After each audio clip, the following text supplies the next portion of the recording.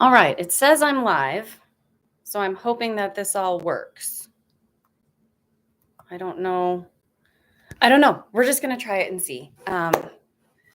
Maybe I should just do a very short video, talk for a few minutes, check it, make sure that it's working, unless there's anybody here. Clues. Yeah, if anybody were in my chat and could tell me if they could hear me, that would be great. But I'm just going to try this and see what happens, and just talk for a couple of minutes, and then I'm going to come back. Probably just start over. I hate to do that, but I just want to make sure it's working. So anyway, I'm sitting in my kitchen again today. It's a beautiful day out. Oh my goodness, look at this. I just wanted to sit by my door and watch the snow fall. I've come to appreciate and enjoy the snow more than I used to. It's quiet. It's beautiful. It's quiet. It's a mess to shovel, but whatever. All right. So, gosh, I hope this works. I don't know. Maybe I'll just go with it and then watch it and hope for the best. This is how we learn, right? And I wanted to try live because I don't want to feel like I have to redo and redo and redo. Let me try to get to where the lighting isn't. Oh, man, it's so washed out from the snow, so I apologize. All right. And I have a cat on the table.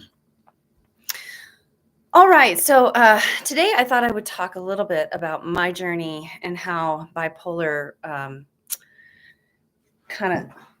stuff everywhere. How bipolar disorder kind of came into my radar. So there's several things. I wanted to talk about the symptoms. I wanted to talk a little bit about my trauma. I wanted to talk a little bit about why the trauma was the way it was. Now, when we're talking about bipolar disorder, we're talking about being delusional and euphoric and manic and all of these things. That's traumatizing in and of itself. And I should have turned this on silent. And my neighbor thought one of her packages came to me. But also the experience, our mental health system is very, very broken for those who need real, genuine help. It's a really broken system. So, for example, I was admitted. I went to the hospital. I was awake for 4 days before I went to the hospital. And I went to the hospital because I really thought I was going to have a heart attack or a stroke. I thought that I was on death's door. Being awake for 4 days, there was a lot going on. And then I was sent from the hospital to a psychiatric hospital on a 72-hour hold. So I was 5150. I was thrown in there against my will. And I was supposed to be there for 72 hours. And it turned into, I think it was a week. I think it was 7 days or almost 7 days. It was very close. And it was a nightmare. The whole experience of it was a nightmare. I was so over-medicated. I think my mom said, I don't even remember. I have the paperwork. I think I was on 6 medications or something ridiculous like that when I came out. And it was a whole disaster of a thing. But I did want to talk a little bit about what the symptoms were that got me there and put in there to begin with, and how I really couldn't deny that that's what was going on with me. Once I got out of the hospital and I started really researching and looking into more things and all of this. So I pulled up, and I wanted to share it in the link, in the description link on my live stream, the link for this Mayo Clinic article on the symptoms of bipolar disorder, and it wouldn't let me do it quite yet. So maybe I can add it tomorrow. I had to do this like authentication thing or whatever. So I'll read from this. This is from a Mayo Clinic, and I just pulled up the first thing that I did a search on because I feel like this may not be exactly what I read 9 years ago, but it's very close. And some of these symptoms, let me just come back here for a second. Some of these symptoms are very, very obvious in some people and some personalities, and some of these symptoms are very subtle for others. If you're already an energetic person, you may not really, or somebody who's really energetic, you may not quite see the line, the blurred line between what's healthy energy and what's unhealthy energy.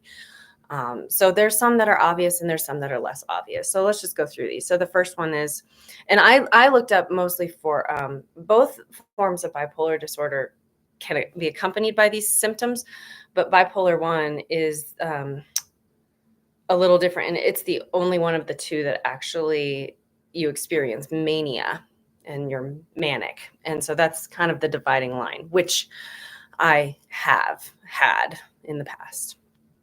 Okay, so the first one, abnormally upbeat, jumpy, or wired. That's the energy I was talking about. This one's also the energy. Increased activity, energy, or agitation.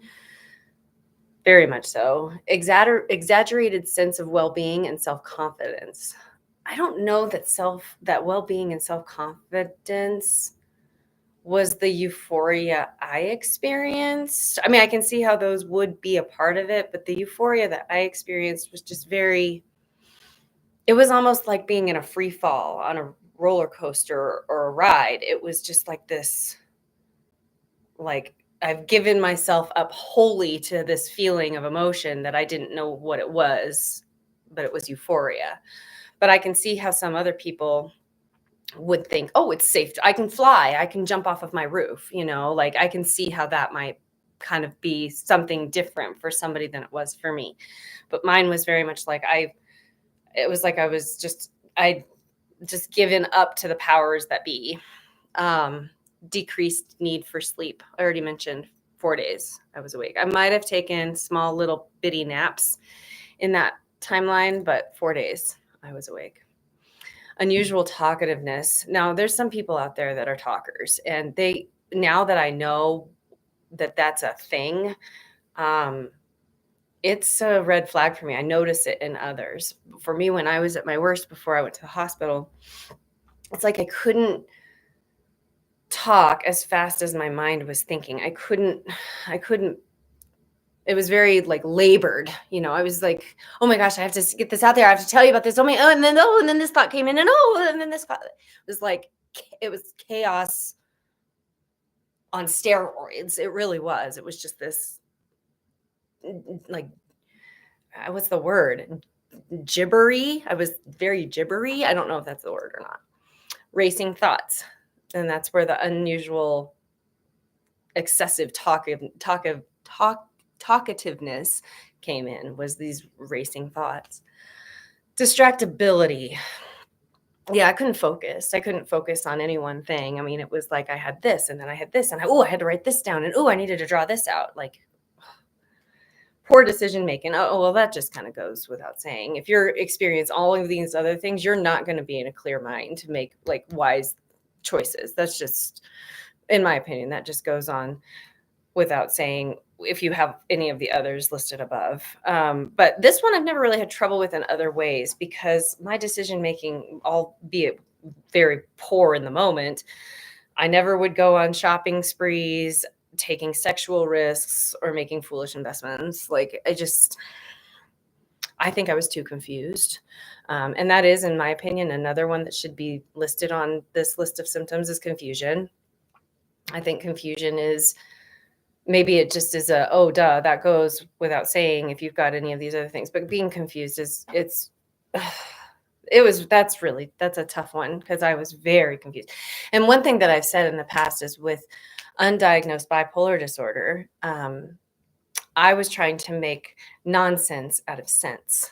Whereas now I really do try to make sense out of nonsense. I do try to put the puzzle pieces together the way that they're supposed to be. I like to be methodical about the way I crochet or any crafts I do, or even the cooking that I do. Like I like to try to, there's a lot of peace in that kind of thinking to just like lay it out and be steady with how you go about problem solving. Now, I did want to read the differences between bipolar 1 and bipolar 2. So bipolar 1, and this is where I could not deny my diagnosis because I denied it for a little while. I've got a cat on the table. After I was released from the hospital. And that I couldn't sit on that long once I started researching, because once I started looking it up And maybe, yes, that was a hellacious experience at that hospital. And I don't give the workers there much credit because of the way I was treated and how horrific it was for me. But I can't deny that they got my diagnosis right. So I have to kind of, it's a bitter pill. You swallow it and you move on. So bipolar 1 disorder. You've had at least one manic episode that may be preceded or followed by hypomanic or major depressive episodes. In some cases, mania may trigger a break from reality, parentheses, psychosis. I was definitely in psychosis. Psychosis is a really tough state. It's almost like being drunk, but physically it's a very different feeling. But mentally, it's kind of like being drunk, in my opinion. You are really detached from reality in ways that are kind of hard to explain. Yeah, that was a big one with me. I was also paranoid. That should have been on that list of symptoms too. I don't know if that's common though. I was paranoid. I thought people were after me. Like I don't know. I was just out of my mind. So I very much have a heart and an empathy for those who have struggled with psychosis and not being in their right mind. I very much, I hear you. I've been there. And I will say that there are options out there. No, it's not curable. I will take this to the grave. This is going to follow me the rest of my life. But it's very, very manageable if you get the right help, and you have to advocate for yourself. You can't just go someplace and trust whatever doctor you're seeing. If it's not working for you, it's not working for you, and you have to fight for yourself. So, okay, on with the symptoms of bipolar 2. Bipolar disorder it's also, like many things, that's on the spectrum. You've got bipolar type 1 and you're going to be on that spectrum. Bipolar type 2 and you're going to be on that spectrum. So bipolar 2, you've had at least one major depressive episode and at least one hypomanic episode, but you've never had a manic episode. That's where that line was drawn for me. One of them is you've had at least one manic episode. The other one is you've never had one. I had to accept that. A lot of the journey to wellness starts with acceptance. It's very, very true it's kind of like admitting you've got a problem. I had to admit that I had a problem. Cyclothymic disorder. This one is different. This one has to do with, this one's a little different, but I'll read it anyway. You've had at least 2 years or 1 year in children and teenagers of many periods of hypomania symptoms and periods of depressive symptoms, though less severe than major depression. Yeah, that one I wouldn't really know how to keep an eye out for. I don't have children. But knowing it, reading it, I do have teenagers in my world and in my life. And that's something that I definitely will keep an eye out for. And then the other types, they include, for example, bipolar and related disorders induced by certain drugs or alcohol or due to a medical condition such as Cushing's disease, multiple sclerosis, or stroke. Now what was the other thing? Oh, here we go. I wanted to read this too. It's right under it. And I'd share my screen. I'm still learning, but eventually maybe I'll just share my screen and you can read with me. But I will, in the meantime, try to get a link so you can follow this and go to where I'm reading. But bipolar 2 disorder is not a milder form of bipolar 1, but a separate diagnosis. While the manic episodes of bipolar 1 disorder can be severe and dangerous, individuals with bipolar 2 can be depressed for longer periods, which can cause significant impairment. Although bipolar disorder can occur at any age, typically it's diagnosed in the teenage years or early 20s. Symptoms can vary from person to person, and symptoms may vary over time. I think part of the reason why mine was overlooked, I wasn't diagnosed until I was 33. Well, almost 33. I turned 33 the August after. And I think that mine got overlooked a little bit because I was going through, I had 7 jaw surgeries in my 20s. From my first surgery was in 2002 and my last surgery was in 2007. So 5 years. And I was in a lot of pain, and chronic pain can mess with your head it's crazy making. It can really, that's a whole other story with me too, because I had a neck injury during my bipolar stuff. I had a neck injury, and then let's just say that physical pain, chronic pain can really be crazy making. And so in my 20s, and with my jaw, I couldn't eat. I was losing weight. I was in a lot of pain. I was, back in those days, I had Vicodin. They gave me, I think I was like not doing one or two Vicodin a day, and it wasn't helping. My mom was getting so frustrated because I wouldn't take it because it wasn't helping. But, live and learn. But I do think that's why mine got missed for a while. And then kind of everything hit the fan. And I will say this. I don't usually go on to say this, but I will say this. I was smoking pot when my diagnosis happened. And I think that I was trying to numb whatever it was that I was dealing with, because I didn't know what was going on with me. And ever since my diagnosis, I haven't craved smoking weed anymore. Like, it didn't help. And now that I know what it is and can name it and then can medicate it, then I don't need to try anything else. So I gave that up. And so, but yeah, you live and you learn, but these are things to look out for. Just keep an eye out in your life, whether it's you or, somebody, just keep an eye out for red flags or some things that might just be a little bit like, sorry, my cat's shaking stuff. Stop it. Keep an eye out for things where you might be like, yeah, that's just not quite normal, calm, rational behavior. So, and then I did want to talk a little bit. I don't know how long I've been going. Oh, have I really been going for almost 17 minutes? Another thing that I did want to talk about is some of the symptoms that you'd see in me now if I'm starting to head in a weird place. And I notice them. I don't think many other people, unless you're really close to me in my life, would notice them, but I notice them in myself. One of them is if I'm dealing with something that's really, really tough and I don't know exactly how to put it into words yet, and I'm just kind of trying to figure out what's going on with me, blah, blah, blah. My conversations with like acquaintances, I turn weird. Like, I don't know how to converse. Like, I have weird conversations. I bring up weird, weird topics. Like, recently I was at a funeral and I was talking to somebody and I brought up my stupid jury duty. Like, that just felt so weird. Like, I was not in that wasn't the time or the place to be, whatever. And it bothered me for days. It got on my, like, I was so frustrated with myself. But then I started realizing, it's almost like, when I was a kid, my mom used to tell me she could always tell right before I was coming down with like a sinus infection or the flu or something, because I would always get really like annoyed. My patience would be, I don't know what this is. My patience would be very, very thin, and I would get like super cranky and just kind of out of nowhere. And then like 2-3 days later, I'd be sick as a dog. And so this is kind of that, like I'm in a social situation and I'm, making conversation and I'm just not in the right frame of mind. And I don't know how to be in the right frame of mind. And I can't quite figure it out. And I can't quite get there. And then 2-3 days later, I'm crying and I'm mad and I'm trying to figure out what happened and where I went wrong and what's going on with me. And so that is, for me, that's me. I have no idea if anybody else experiences that. It doesn't really matter because I've learned that about me and my journey.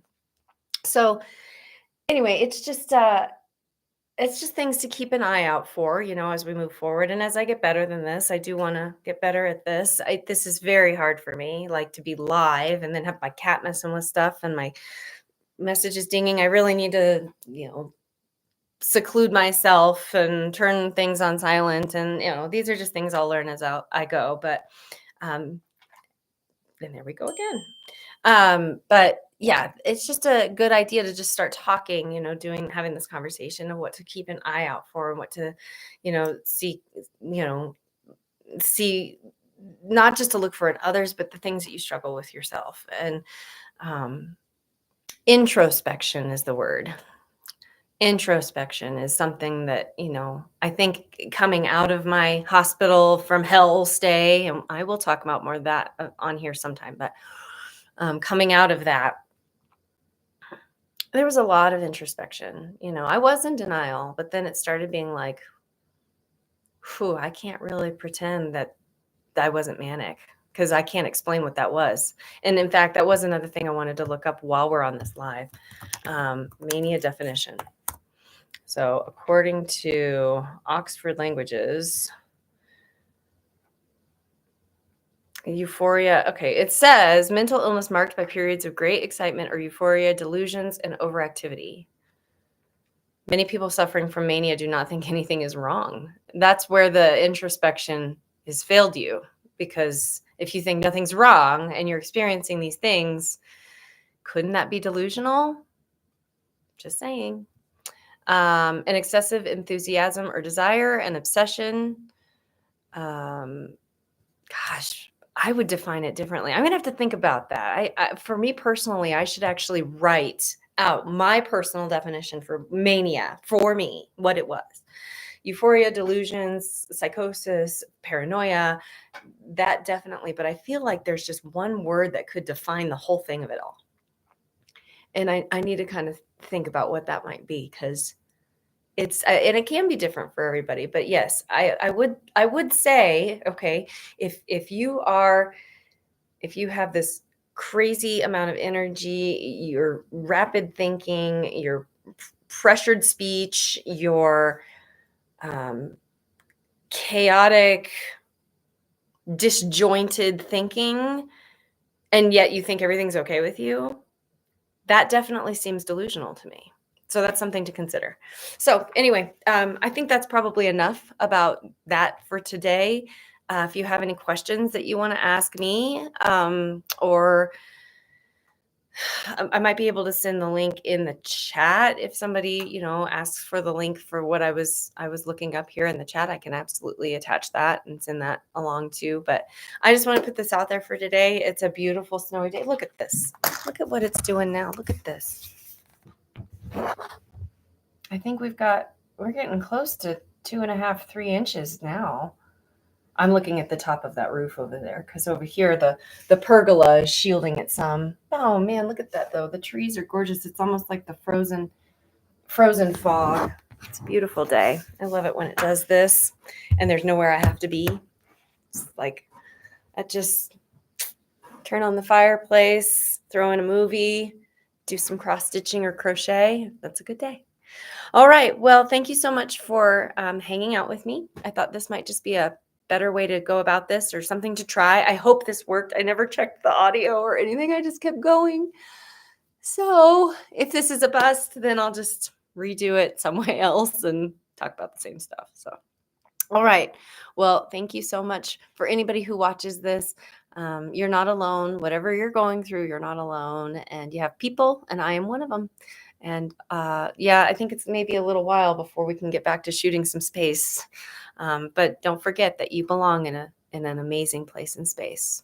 If the universe belongs there, then you belong right where you are. All right. You guys take it easy. Bye.